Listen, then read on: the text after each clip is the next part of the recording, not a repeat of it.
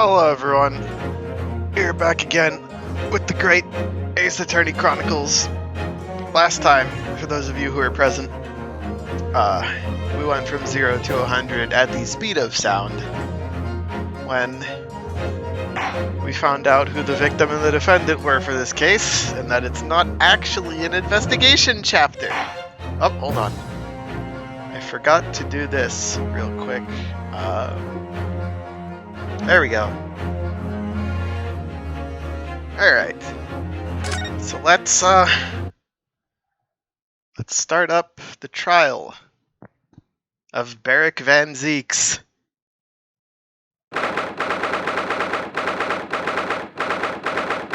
we're here real early.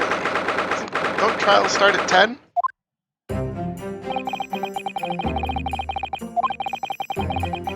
Yeah, the gravity.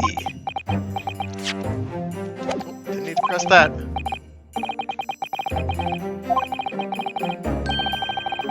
Menacing tension. Is that because Van Zeeks is in here with us? That's what I just said. You read my mind. Hang on, I need to move something. Shift. There we go. Rip Gregson, indeed. Oh, please. The defendant's a sweetheart. Just look at him. The only people he beats up on are made of crystal, called chalices. This trial is far from ordinary.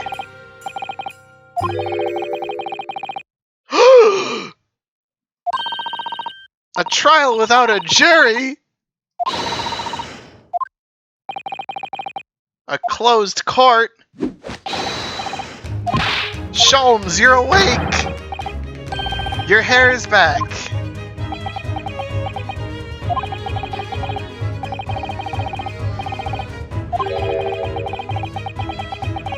I also forgot about his hair problem. So Sholmes, what sort of explanations or hints do you have for me this trial? Well, it woke you up, so that's good, right?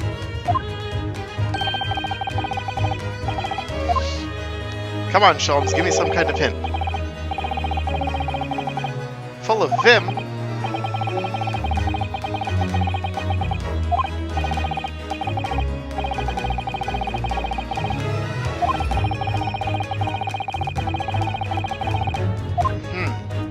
Crime.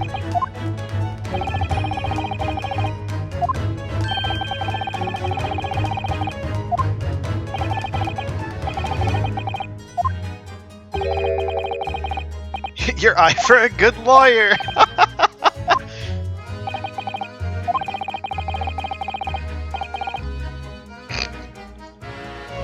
Oh, never mind. I got baited by Sholmes. Prepared for quite a trial. Dad! Gina!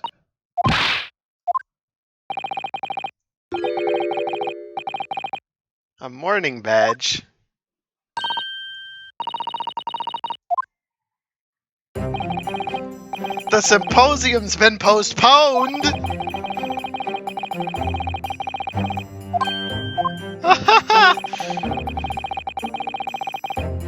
Dude, I'm up against Cosma. The guy I'm usually up against is the guy I'm defending, and there's not gonna be a jury for me to convince. Sympost-ponium. Gina, you alright? What's up? Cause he didn't do it. Yeah, well, everyone said it was you last game. Everyone said you killed the pawnbroker.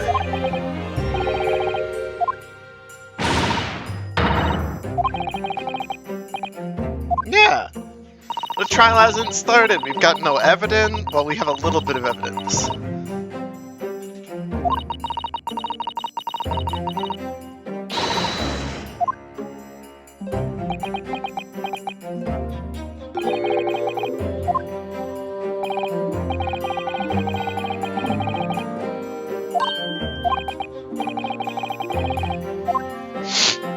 back to sea.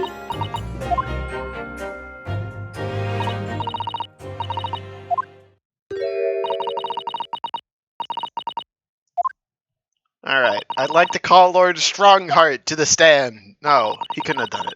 Not this time.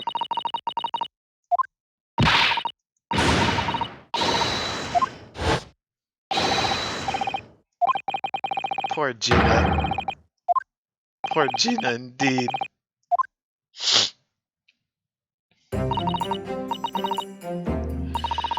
Alright, let's go, team. Ben Zeeks, I know you can't stand on the bench with us, but it would be very reassuring to know you're here.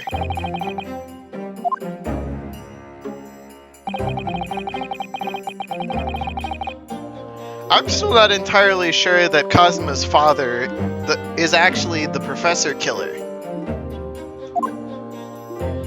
Of course, I have no explanation for why yet. I just feel like there's a solid chance that's gonna happen.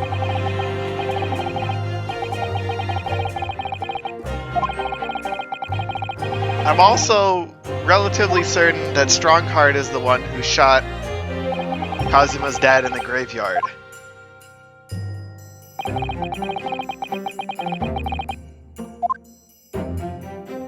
That whole sequence of events is slowly starting to piece itself together, but it's not going well.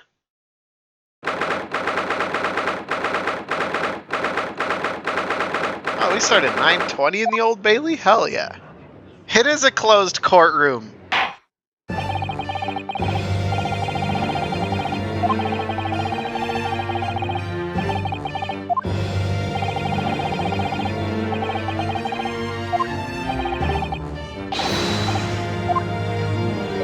Kazuma.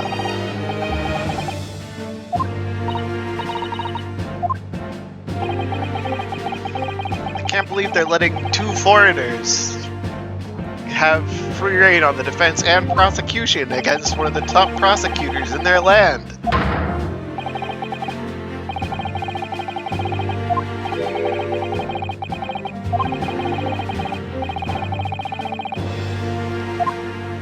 Judge, you love Van Zeeks! He's your best friend! It's a closed court because they took out public opinion. Yeah, we're gonna reveal a lot of truths.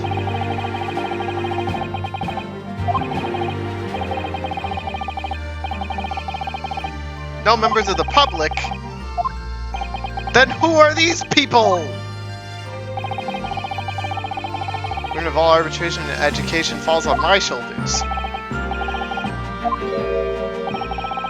The jury's bench shall remain vacant. Front row seats! Sholmes, Dad, get up here! Who's in the galley? Members of the judiciary. Okay, alright.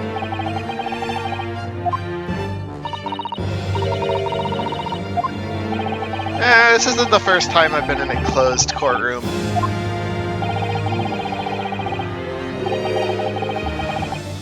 Yeah, aliens!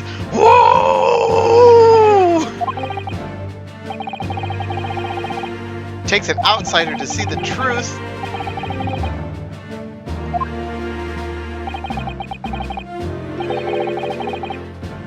Kazuma, you're called to Britain for some other reason.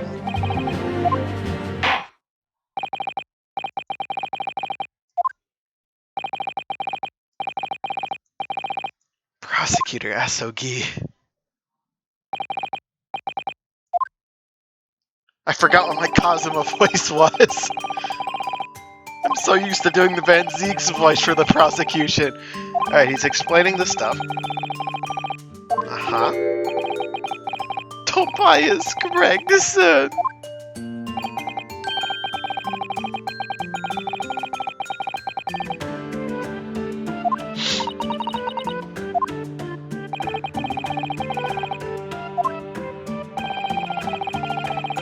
Getting straight witnesses.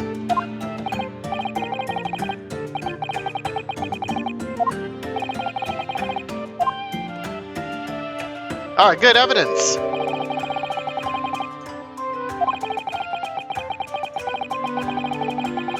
Point blank range, okay. Alright, we're finally talking about scorch marks.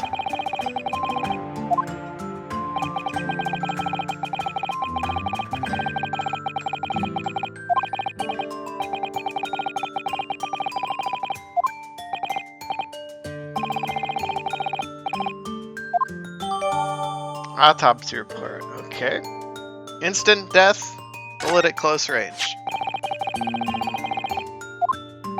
I found it lying across the room from the victim.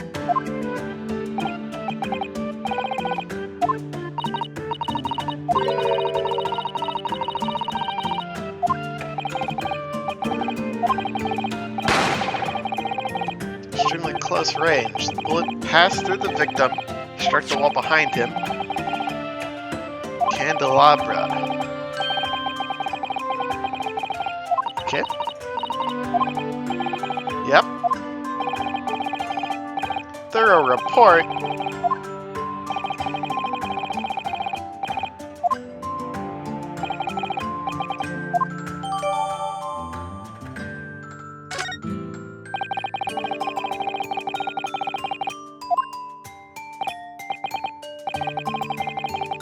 Mr. Hugh Boone.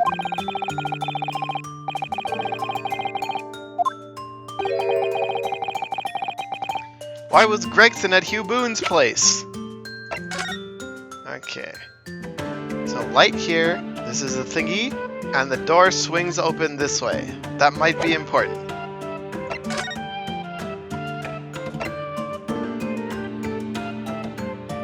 Members of the judiciary, that's the important part.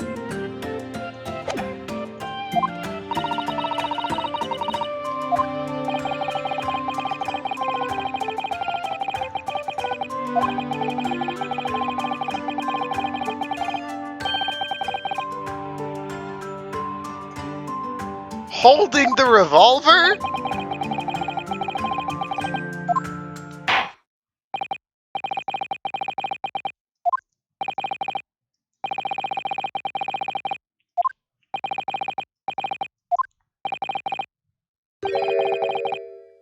What? Van Zeeks, you didn't tell us about this!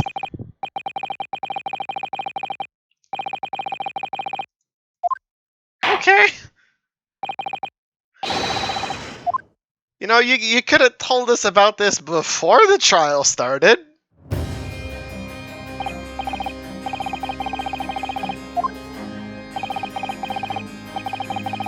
Old Bailey prosecutor.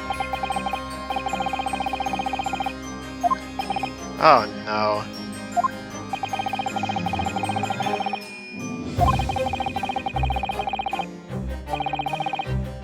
Yep, that's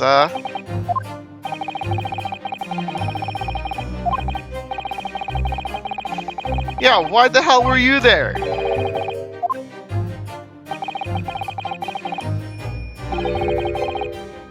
Oh, strong leading statement, Van Zeeks. I figured it would happen eventually.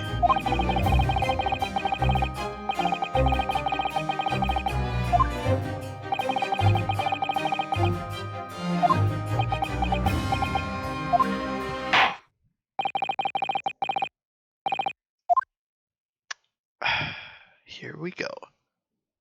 What do you got for us, Barrick?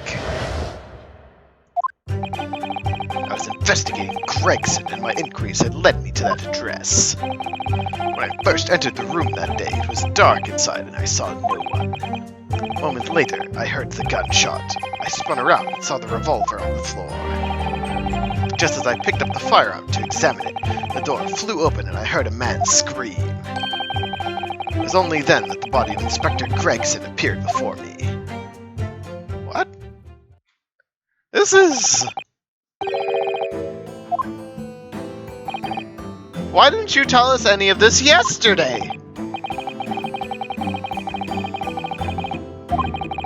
Why were you investigating Gregson?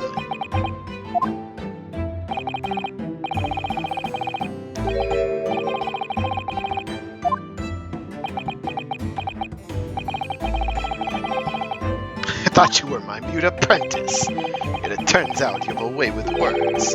Prosecutor Asogi.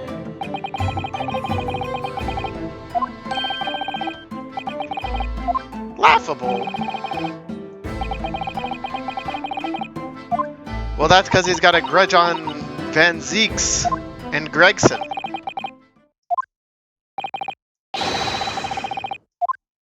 They didn't give Kazuma a gun, did they? He couldn't have done this, right? He's got the motive.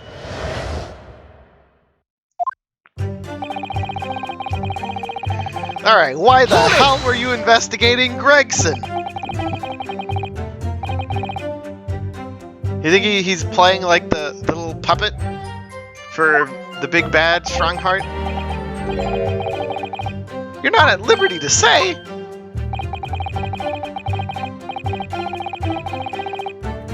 Involved in a case you were investigating.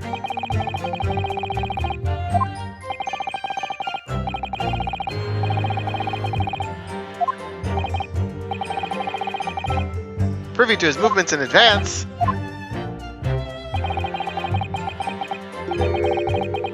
Consulted his diary.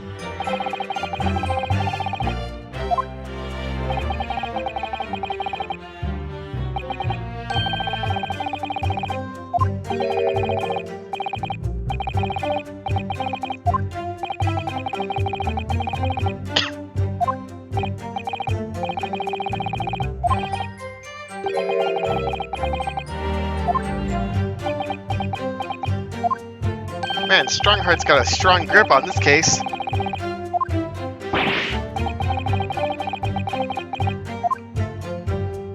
Ay.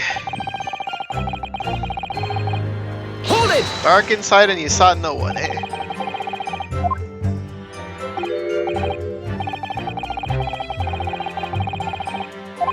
Gregson's activities.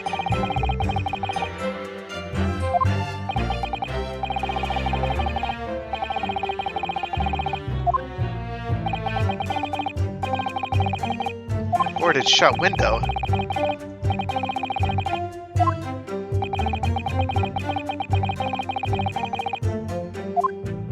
I don't know if he has his hallowed chalices on on the dock.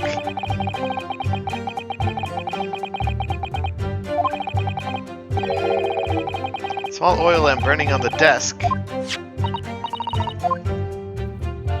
Okay, we can see the lamp.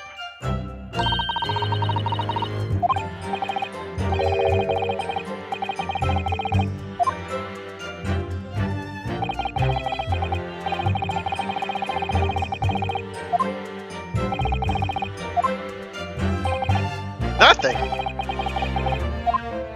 You never reached the desk? Hold it!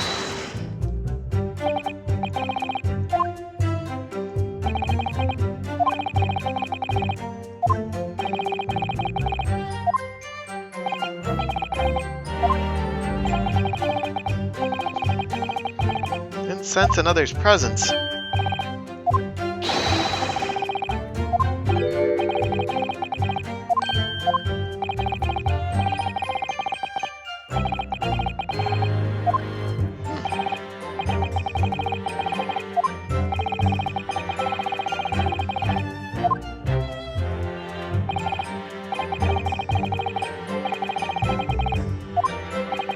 What's with prosecutors and carelessly picking up guns they see on the floor?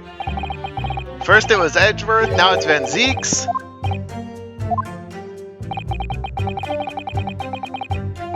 The barrel was cold? God damn it, me.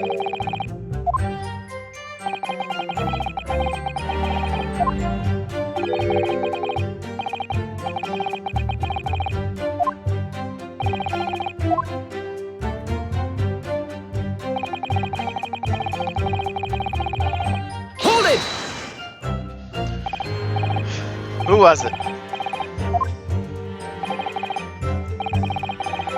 The street merchants. Get them on the stand.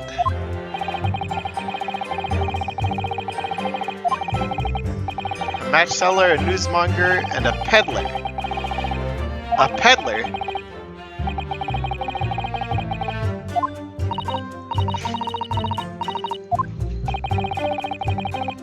Uh-huh.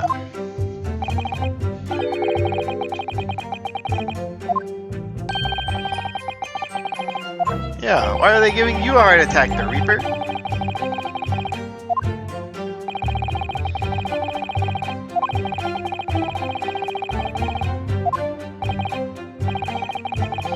I'm guessing at least 2. The other one lost his wig. Hold it!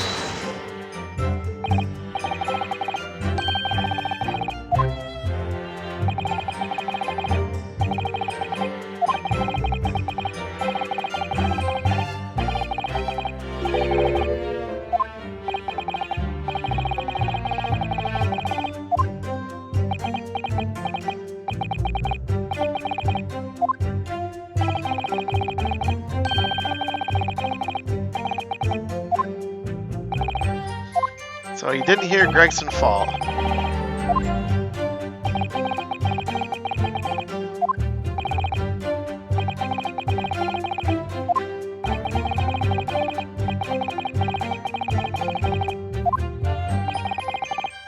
Objection! Kazuma? My lord, the cross-examination is clearly revealed that the accused, Barak Van Zeeks, is lying on multiple fronts. Ooh. I like this one. His testimony just now. He claims he failed to notice the victim's body because the room was dark. That's correct. No, that's impossible. Proven by this candelabrum. How does that prove anything? Examine the tip of the long candle. You can see it has been blown off by a powerful impact. I would assume that the projectile from the firearm passed through the victim and struck the candle. The problem comes when you consider the other 2 candles, which are clearly of different lengths. Yes, I can see that only the candle that appears to have been struck by the bullet is long. We can reasonably expect someone to have lit all 3 candles together, which begs the question of why only one has ended up longer than the others. That was because that particular candle was extinguished when the others were still burning. Ah! That's right. When the candle was hit by the bullet, it obviously went out. The other 2 candles would still have been burning. So the fact is, the victim's body would have been illuminated by the light still thrown by the candelabrum. The accused claims that he couldn't see the body. Clearly contradicts those facts. Now to the next lie. There's more? The accused also claims never to have visited the scene of the crime before.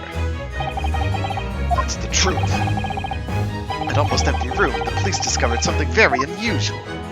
A board covered from top to bottom in police documents and newspaper cuttings. Yes, that's right, we saw it too. It goes without saying the contents of the police documents cannot be divulged. However, they include a number of reports from various historical cases, the oldest of which was from 10 years ago. You don't say! There's a common thread linking all of the documents on that board. Indeed, what is this common thread, Counsel? They all relate to cases prosecuted in court by Barak Van Zeeks. All of them? Furthermore, all these cases are ones in which the defendant was acquitted. Good lord! Interestingly, none of those defendants are alive today, because all of them have been sent to their grave. I got 3 people still alive. One of them's in Germany, one of them's back home in Japan, and the other one's the lead investigator.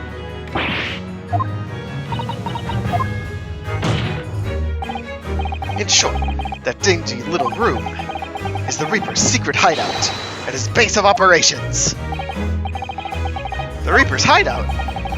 And yet the Reaper would claim never to have been to his own secret hideout? No one would believe that. No, the truth is, we've been looking at this backwards. Backwards? Explain, Counsel.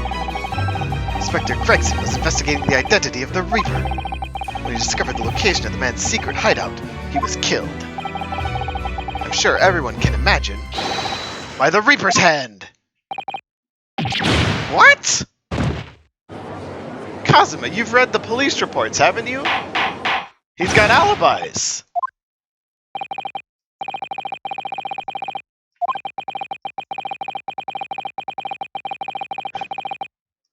Yeah.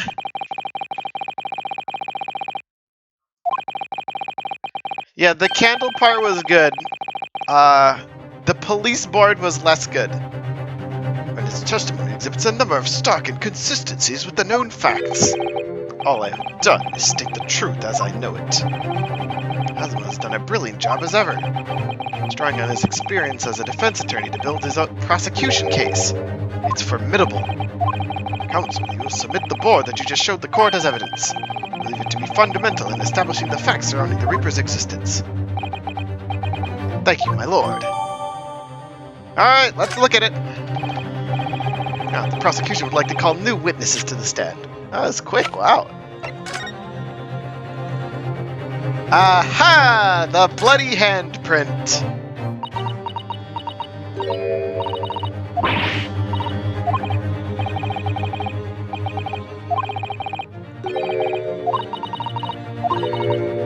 Kazuma, you must have forgotten about how to investigate while you were an amnesiac. Or you would have noticed the bloody handprint on the back of the notice board. Okay, the name back years here, Everything appears to be this newspaper cutting here. The Red-Headed League advertisement.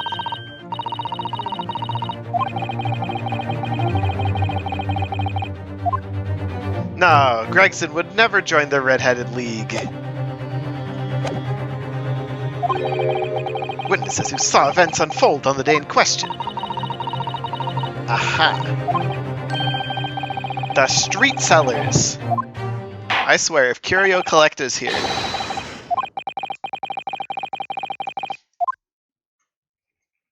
Give us a bow. Alright, how many red? No, 0? Hang on a damn second. Beppo!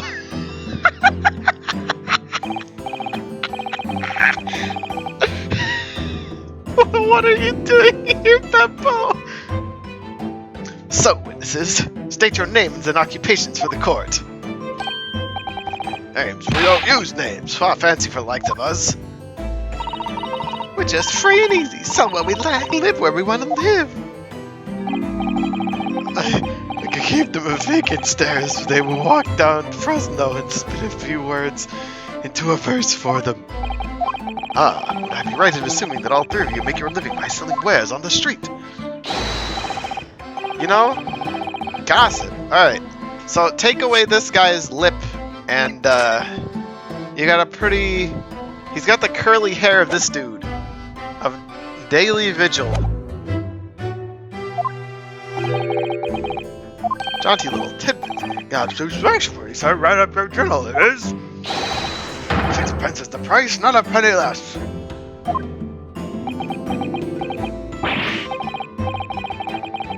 He's trying to sell info to me. Come on, sir. Don't tell me you're not interested.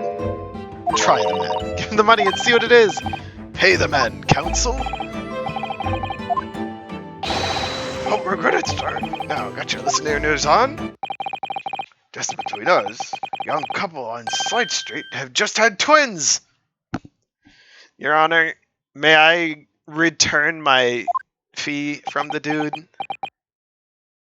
I had 3 people tell me to pay him. You guys owe me 2 pence each.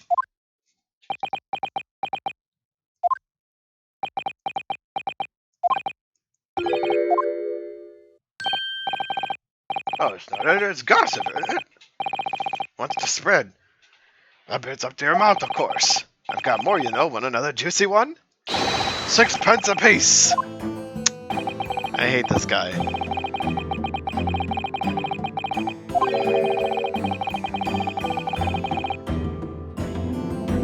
Yeah, why do you have a big, like, neck bruise?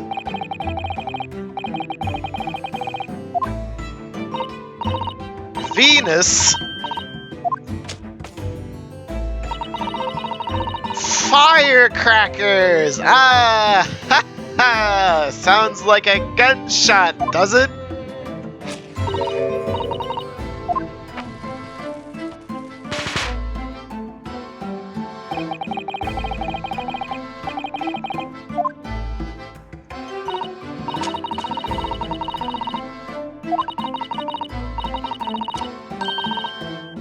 They get 100, they could blow up the school.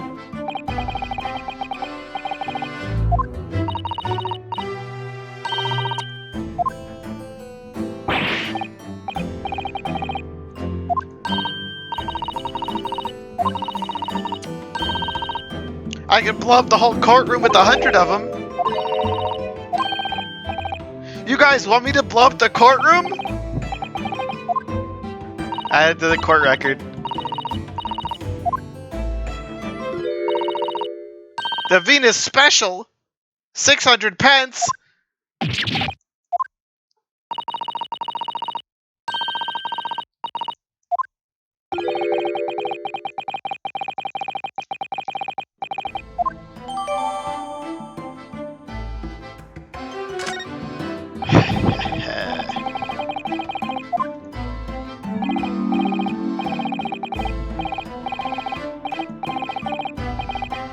You're a philosopher.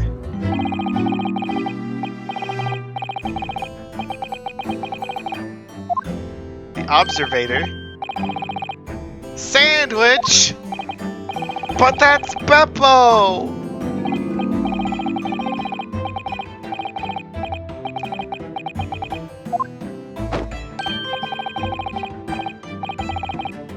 Hot actual hero. Cosmo, why do you want me to spend all my money? I barely get by on my stipend from the government.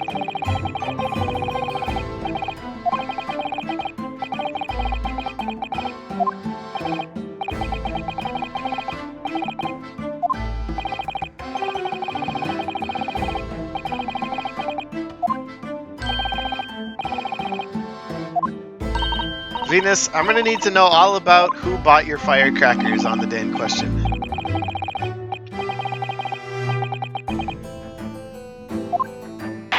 And which one of you is the one that ran away?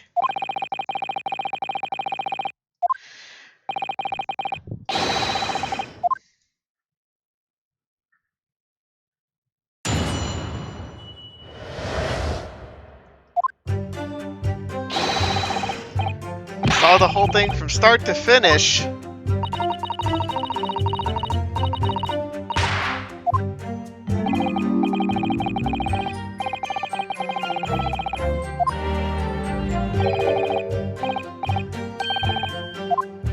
Standing over the body.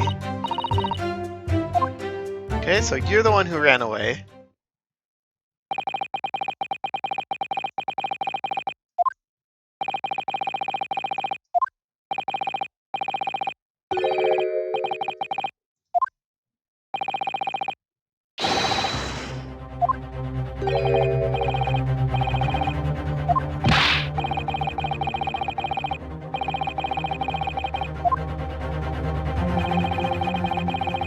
Unoccupied?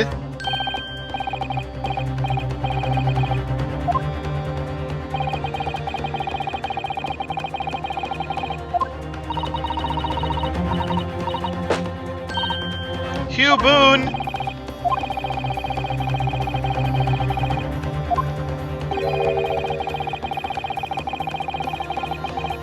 Good to know we're back into a corner even without a jury here.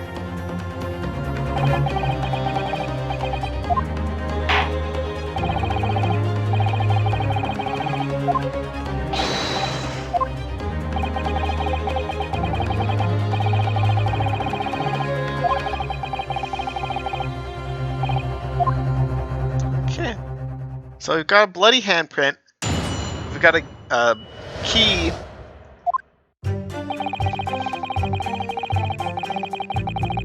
Hold it! Let's start pressing, I guess. Now let me just look at these firecrackers.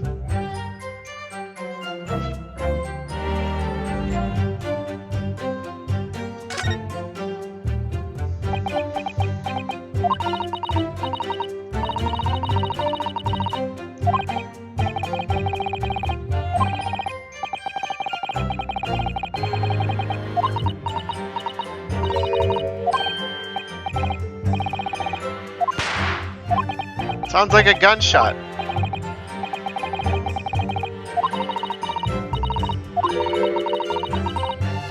It's almost exactly like a gunshot. You don't say!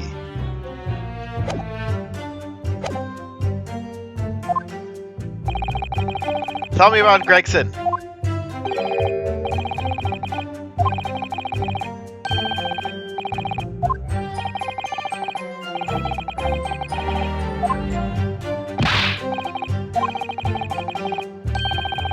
"15 minutes before we heard the gunshot."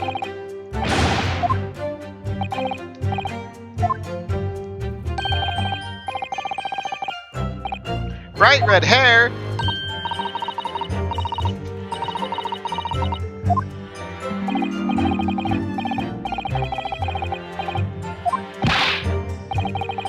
You're saying Gregson was a redhead?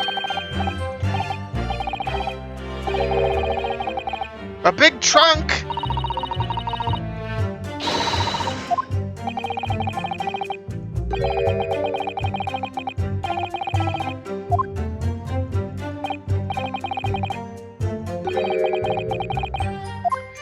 Witnesses are correct.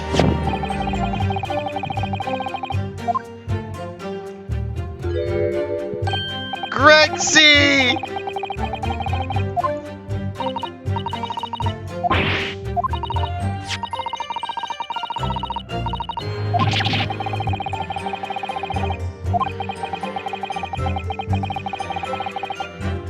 Hang on, can we get that picture in the court record, please? Color seems to suit the man. What? This is how we will remember Gregson, a redhead.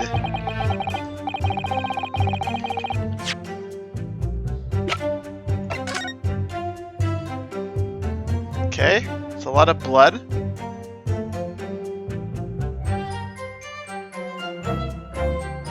Huh.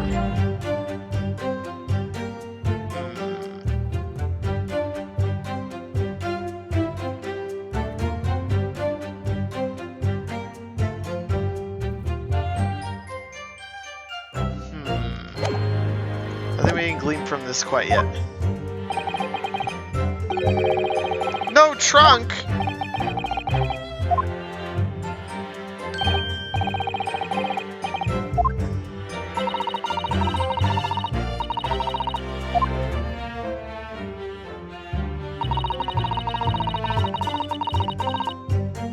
Hold it! Let's talk about that big bang you heard.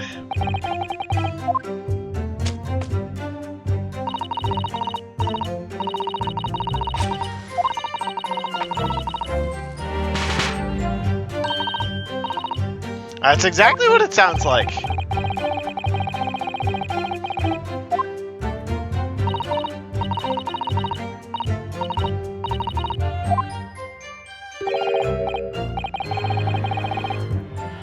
Fait accompli.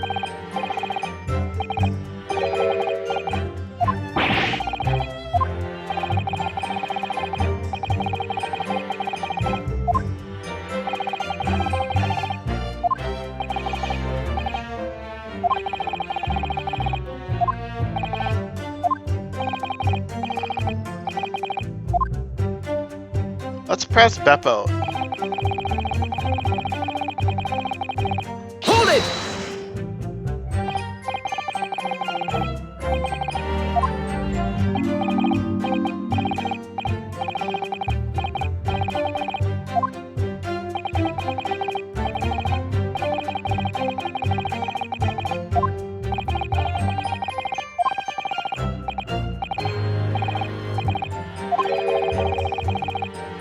Yes, we have met before. How you doing, Beppo?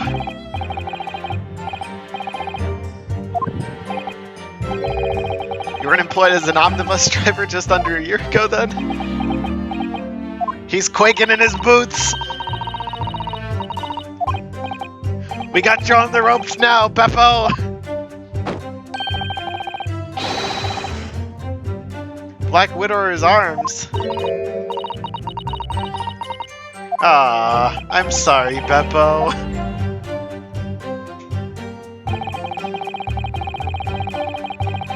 Hold it!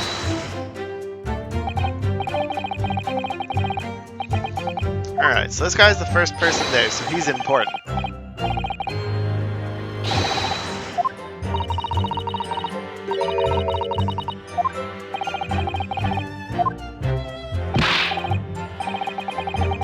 Candle's burning on the wall.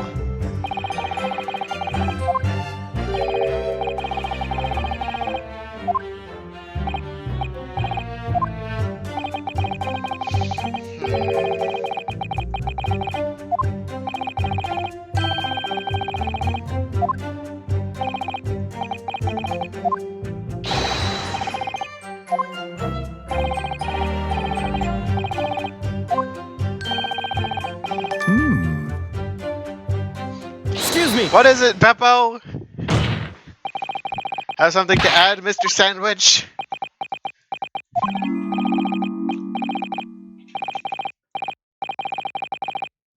Two slices with no middle. That's not a sandwich, that's bread.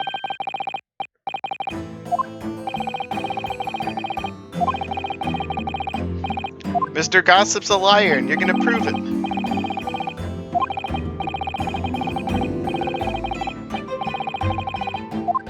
We're all just street sellers.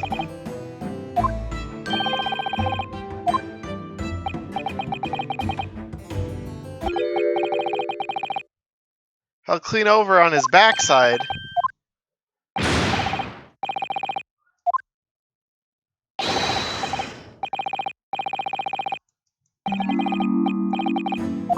Screamed and scrambled. The floor was slippery. Pool of blood.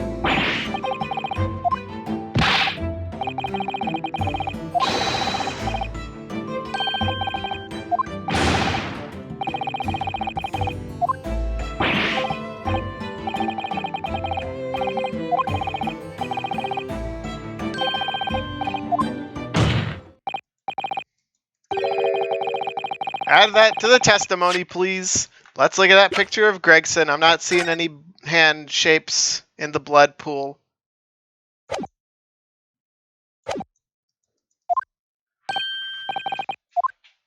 The question is, do we present the picture, the board, or the thing? I know bloody handprint.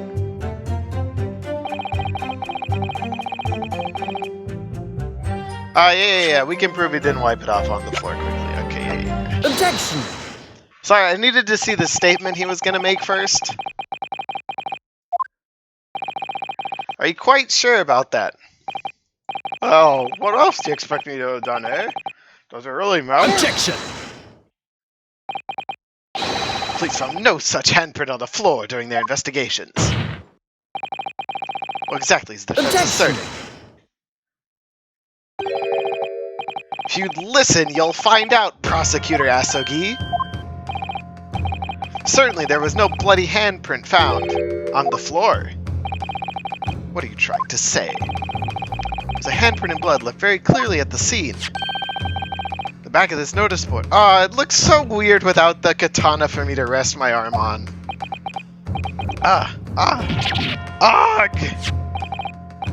Yes, indeed. Indisputably a handprint and the distinctive color of blood. You're dead right. That's my right hand. I'd know it anywhere. Objection! The witness very definitively testified that he wiped his hand on the floor.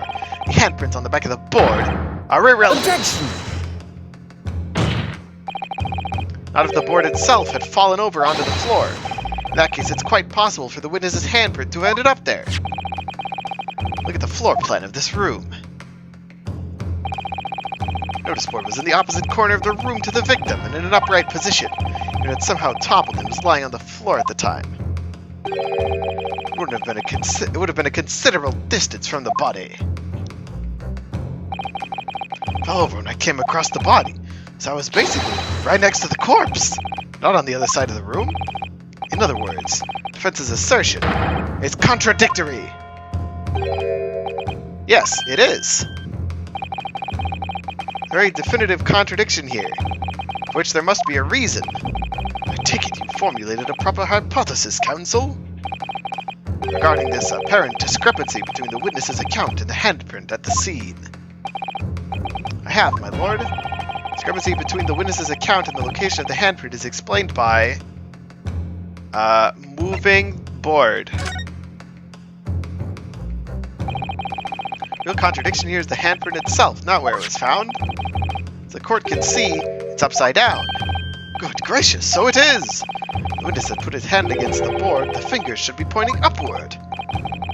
What does that tell us? It tells one simple fact. When this handprint was made, the board must have been lying on the floor, as I previously suggested. Which means that after the incident, it must have been moved. What? Yeah. Objection! They're claiming that somebody moved the notice board after the shooting. Then tell the court who. I don't know that yet. The point is, consider all the testimony we've heard so far. We can now be very clear on one point. And that would be the position of the notice board at the time of the incident, my lord. So, counsel, I must ask you to clarify your assertion for the court. At the time of the incident, where do you maintain the notice board was situated? I'm going to say it was probably right around here-ish, and when he slammed the door open and knocked it down. So I'm going to do like here and hope it's generous. It's the only possible location. Immediately adjacent to the doorway. The court would think back to the testimony given by the defendant earlier. He said that when he entered the room, it was dark. He couldn't see the body. My heck! The notice board had been here, and the body would have been completely hidden from view. Light from the candles would have been blocked, making the room appear darker. Objection! The accused also claims that the victim's body simply appeared before him. That's true. Or, in his precise words, just as I picked up the firearm to examine it, the door flew open and I heard a man scream. It was only then that the body of Inspector Gregson appeared before me. I don't know about calling it a scream, but he was talking about me and made no mistake. Because it was me that kicked the door open. Look again at the floor plan. Consider what would happen if the door to the room was thrown open with force. That can't. Well, Kazuma, looks like you should have stayed in school an extra year. The door struck the notice board, knocking it over and making the victim's body visible. Good gracious! Klein has told nothing but the truth. He simply described what he saw.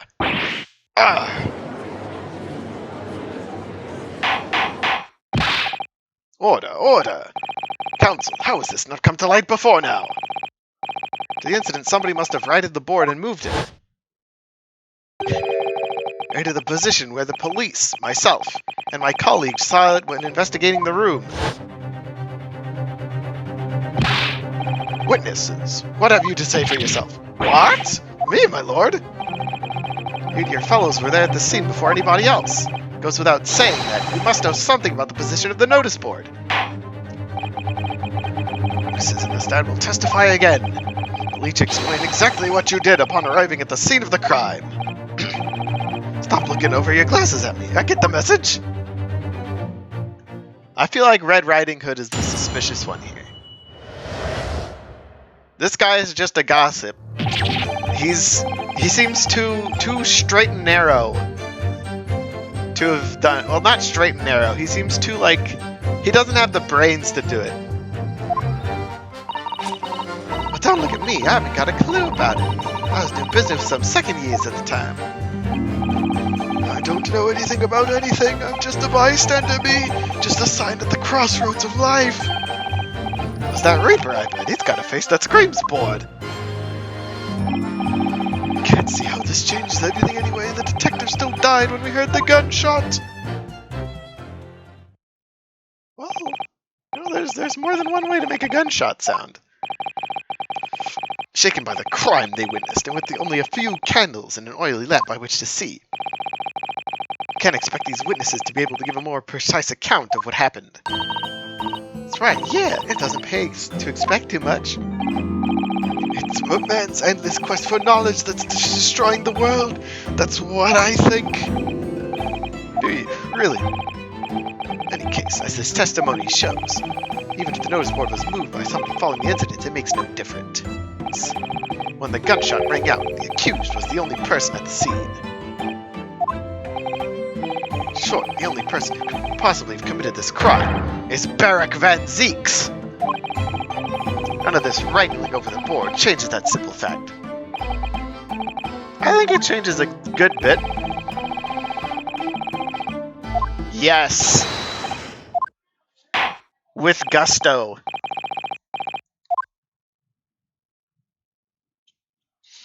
Alright, who's lying this time?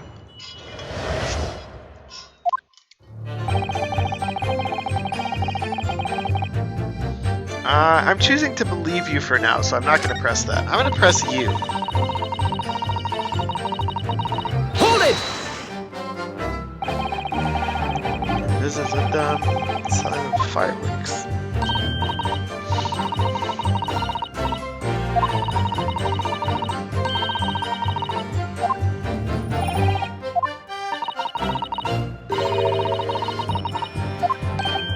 You're snitching on your customers!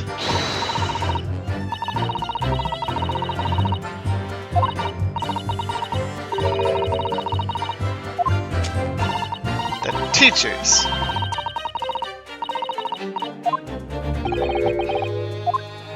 Wow.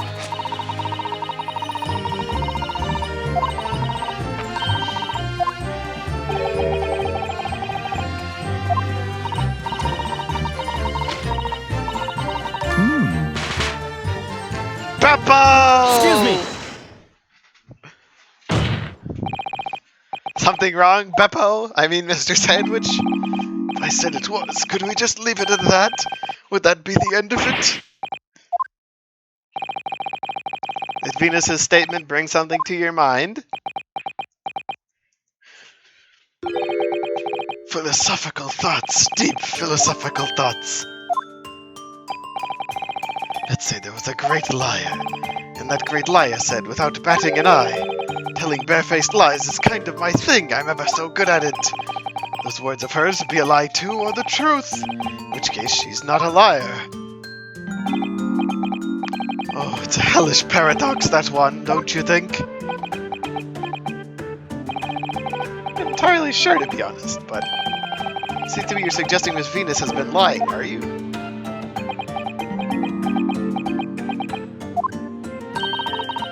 What are you on about, old man? Trying to cause trouble, are you? Keep on like that, and I'll grab your whole body up in firecrackers and set him off. That'll give you something to tremble about. You have a startlingly disturbing mind behind that sweet and innocent face, young lady. You'd be surprised how many of those I've seen across the years. Man, Sandwich is the best rat.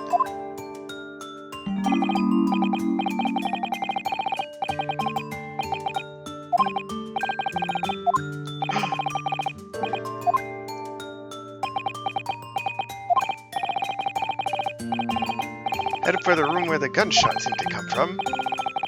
Someone else who crept up the stairs behind him, too. That's right, that rotten liar over there. You also went into the room. Alright, he's definitely up there in contender for best rat. Nash and Ringo were pretty damn good. Oh my god. Kazuma, did you not check your witnesses at all?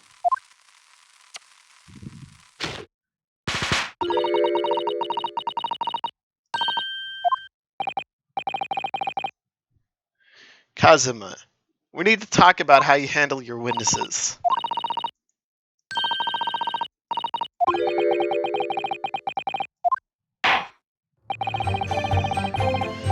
Yup, she visited the crime scene!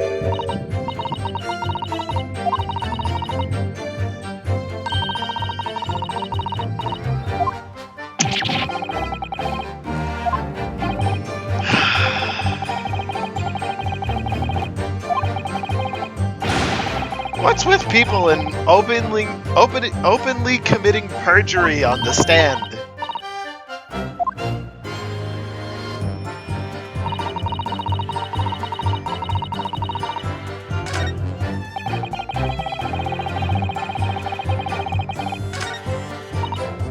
Hold it!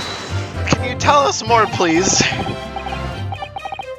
Don't ask about that. Ask for more details.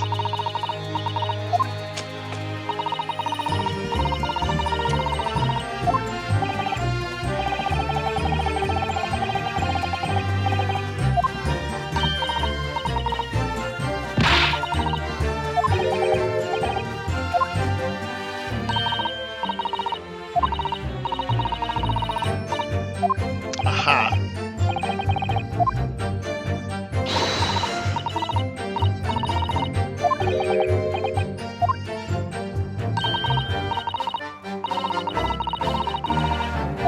Anything you could sell? Nothing to write home about.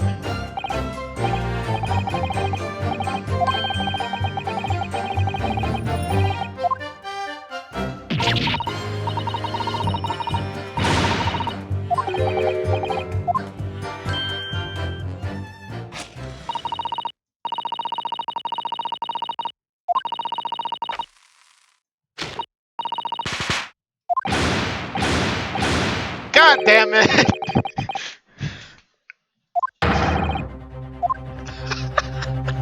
I hate this witness.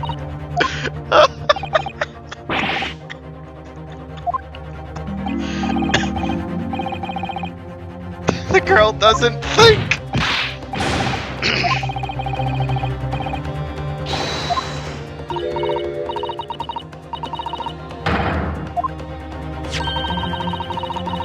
A pocket watch?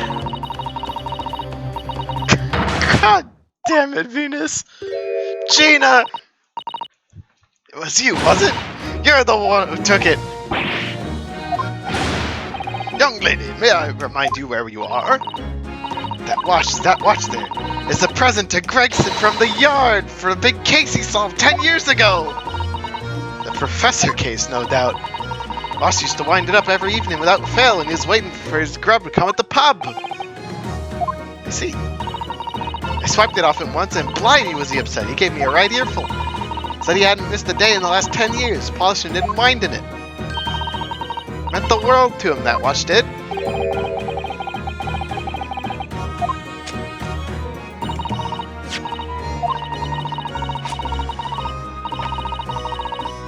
Old dealer wouldn't touch it, wouldn't give you a penny.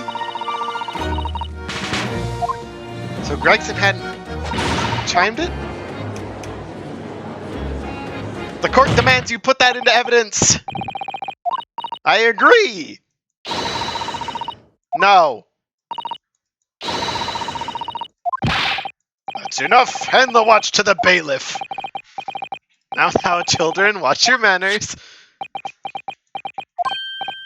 Good lord! The glass appears to be broken. More than likely, it shattered when the inspector was shot.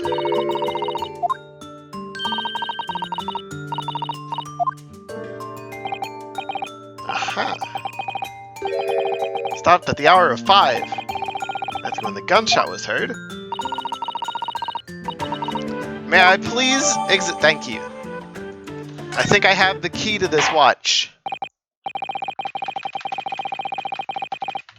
Yep.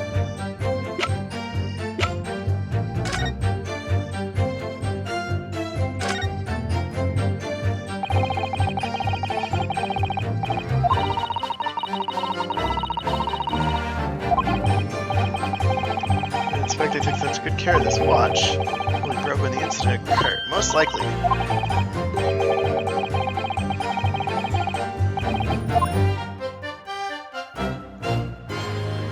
Ah, this is where the key goes!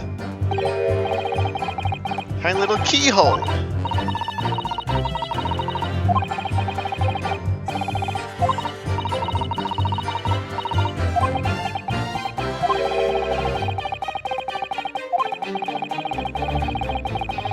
Gee, you don't say.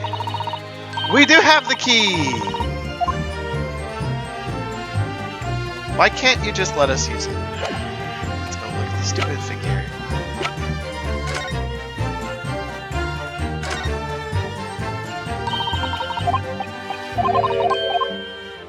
Click.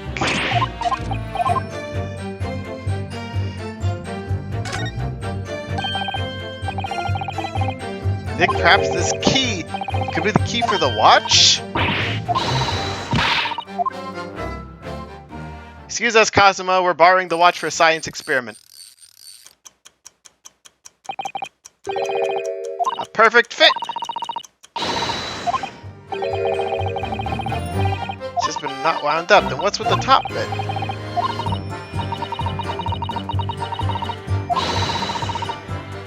The watch isn't broken.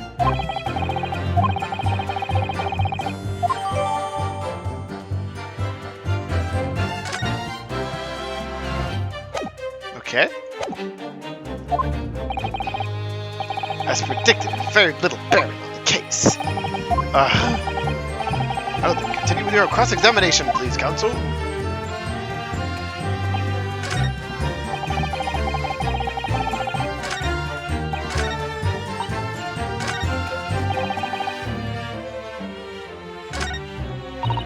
What else can I press here? You know what? Hold it! Sandwich. Give me some more testimony.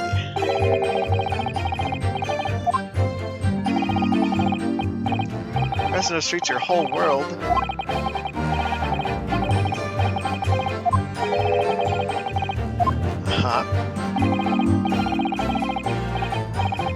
That's how you get there, okay?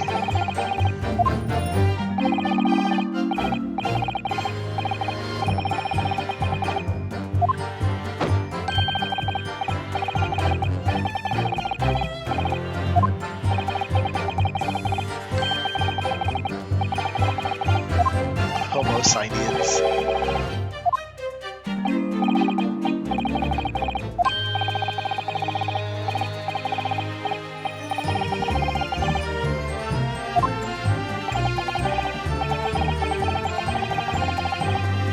Judge, we covered that. We just solved that.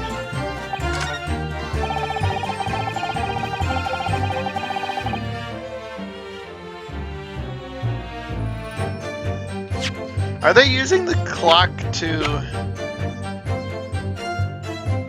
prove that? I'm gonna try presenting the clock here. Objection! Yeah, yeah! That's not necessarily the case. Ooh. The scene, we found this key to the winder, the inspector's pocket watch. A key. Having wound the pocket watch, we discovered that it in fact still works. See, the watch didn't stop because it was broken at all. And that fact completely undermines one of the most fundamental premises on which this entire case has been built. What? We've just undermined Kazuma. Order, order. But counsel, the watch was stopped at almost exactly 5 o'clock. Yes, which is when we heard that gunshot. It is exactly the hour. The time that was showing on the watch tells us nothing other than when it wound down. Merely a coincidence that it happened to be at 5 Objection! o'clock. Even if that's true, the 3 witnesses here all heard the gunshot at 5 o'clock. It's obviously when this crime was Objection! committed. No, that doesn't hold. Why not? Recall what Inspector Lestrade said only moments ago. Boss used to wind it up every evening without fail when he was waiting for his grub to come at the pub. Said he hadn't missed a day in the last 10 years, polishing and winding it. It meant the world to him, that watch did. The victim was in the habit of winding his watch once a day in the evening. We reasonably assumed, therefore, that he wound the timepiece on the evening before he died as well. Yes, that would be entirely reasonable. If that's the case, you wouldn't expect the watch to have completely wound down by 5 o'clock the following day. Oh, aye! How do you explain it then? In summary, evening before the day of the incident when the gunshot rang out, in the room, the inspector was already unable to wind his watch. Was Won't stop a man winding his watch if he's been in the habit of winding it every single day for 10 years? The obvious answer is that he was already dead! Gregson, no! Order, order! Council, that's the most extraordinary Objection! Extraordinary isn't the word, it's absurd. You claim he was already dead the night before? Do you really think Scotland Yard's coroner would have overlooked something like that? Who, the new coroner or the one that's in jail?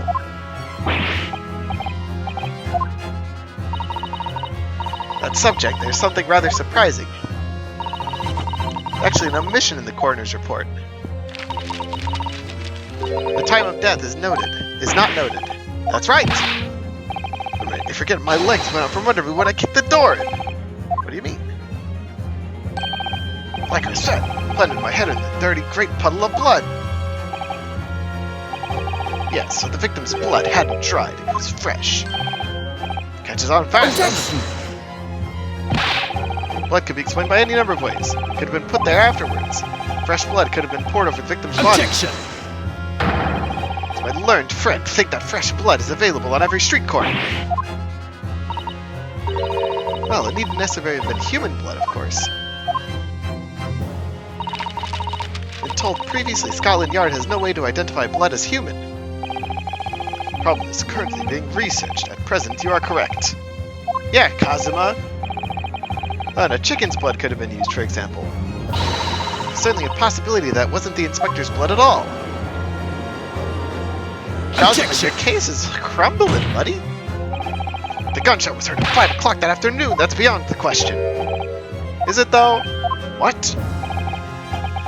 Given that the time of death of the victim has already been called into question, it isn't beyond the realm of possibility that what these witnesses heard wasn't a gunshot at all. Oh, please, what are you trying to say? Oslot heard what we heard. It was a bang that came from there in that room. Oh, you listen to me. A street seller's ears are his livelihood. He's got his whip still. I don't doubt your ears, sir. All you can say with certainty is that you heard a noise. Yeah? Explain yourself now, counsel. Noise that sounds like a gunshot could have been made with firecrackers. Take that! Hello? Something like this. The culprit could have set one of these to fake a gunshot.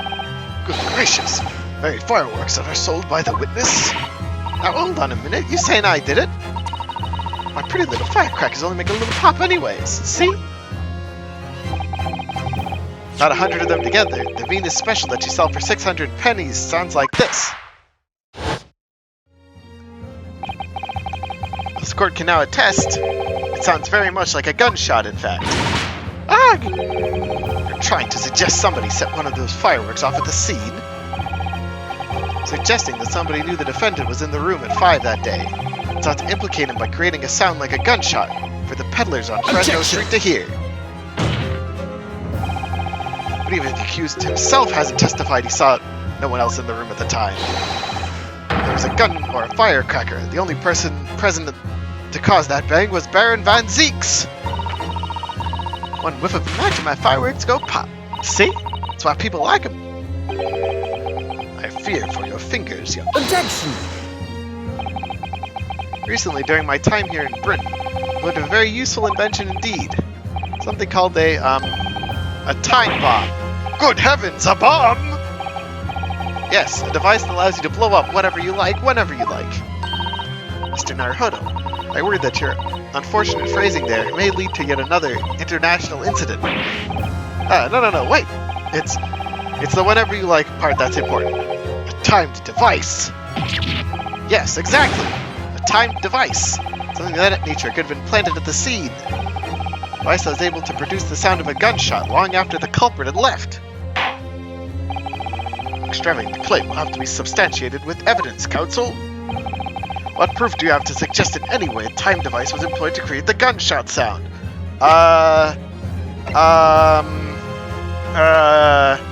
Candles. Take that!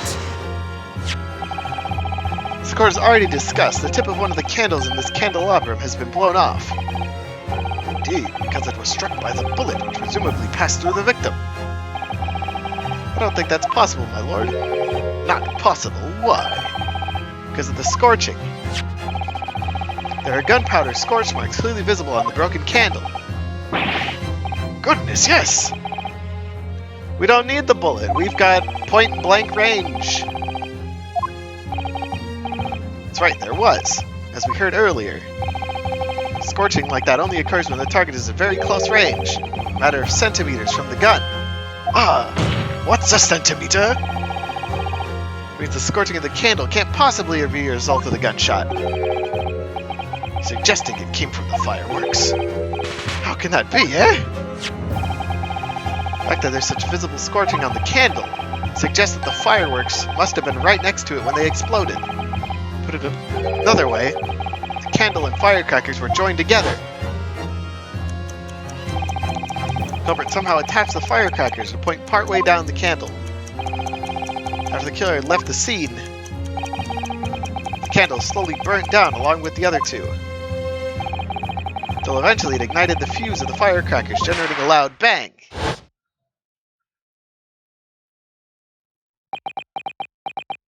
Well, what are we gonna do next? Now I gotta find where Gregson was actually killed. That's how these three witnesses came to believe they'd heard a gunshot at 5 o'clock. Well, what a plot! This implies that the victim could have died earlier than we've been led to believe, the previous day even. No. Now just hold your horses. Us saw the victim go into the building, remember? I couldn't forget that flame-colored hair, even if I wanted to. The person you saw entering the building wasn't the victim at all. Consider this. Obviously, anybody can wear a wig. The person these witnesses saw entering the building 15 minutes before the incident occurred could easily have been someone else entirely wearing this red hairpiece. Someone else? Do you mean to say... It was the same person who contrived the firecracker trick. In other words, Inspector Gregson's killer!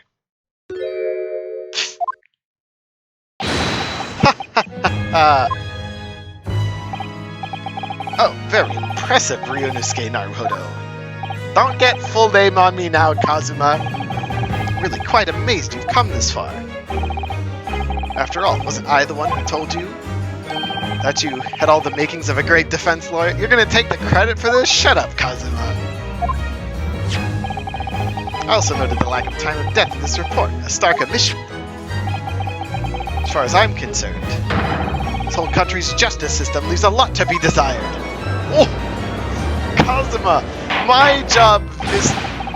Stop doing my thing! My thing is to get the whole country against me by pointing out obvious flaws. What on earth do you mean by that statement? Hear that many of the leading members of Britain's judiciary are present to observe this trial today. We cannot allow even the slightest doubt to be overlooked.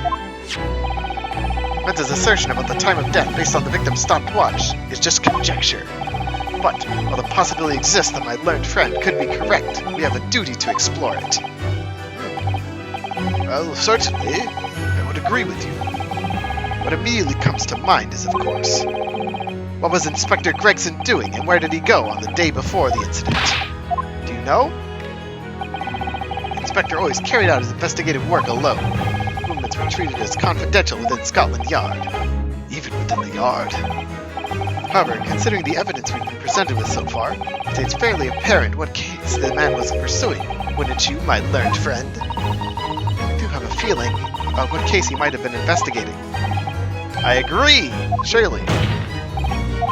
Lord, defense believes it can explain to the court the case I was being investigated by Inspector Gregson at the time of his death. Very well, counsel. Present your argument to the court. What evidence is suggested of the case being investigated by the inspector on the day prior to the incident? Well, it's either the notice... I think it's the notice board. Probably. It's most likely the notice board. Actually... No, he wouldn't have been looking for Vigil, would he? No, he wouldn't have Mrs. Vigil on his head. I'm gonna present the board. Take that! I can't say I find your answer suggestive of anything in particular. Other than perhaps that it is utterly wrong. What?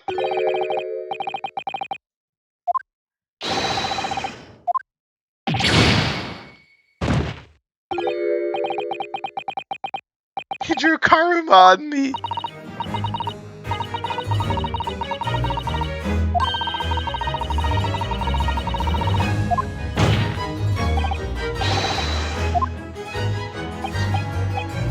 Oh, the Red Hair League?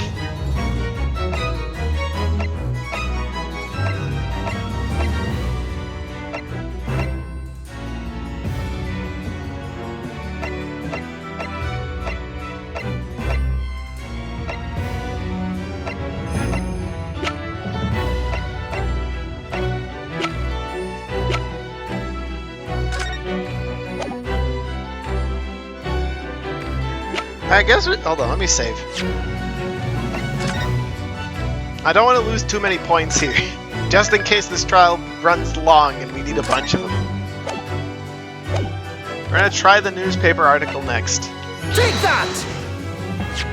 It is! Okay. The red hair piece points to the answer. It was the red hair. I'd assume it was part of a disguise used to carry out an undercover investigation. Surely not. Such a brightly colored hairpiece would only serve to make the inspector more noticeable. Yes, that's quite true. It would definitely have made him stand out in a crowd. Except, that is, in a crowd of gentlemen from the Red-Headed League. The Red-Headed League? So, you already worked it out. What on earth is this all about? There's such an extraordinary League of Gentlemen. The Red-Headed League is currently under investigation for a grand deception. Targeting red-headed men across London and tricking them out of small sums of money. 2 men were arrested for the misdemeanor only yesterday, in fact. My lord, let's call for those 2 men to be summoned at once. 2 redheads? Those 2. Inspector Gregson clearly infiltrated the Red-Headed League using this hairpiece. It's likely he had direct contact with these criminals. It's quite possible such contact led to more serious events. I concur that we cannot in good conscience leave this new avenue unexplored. Thank you. I thought he was investigating who the Reaper was. Prosecution will make immediate arrangements for the charged men to appear. Bring these 2 red-headed League conspirators before me, Prosecutor Asogi. At once, my lord. Very good. We'll have a 30-minute recess. Court is adjourned. Court is so much more peaceful when there aren't jurists interjecting. This is the life.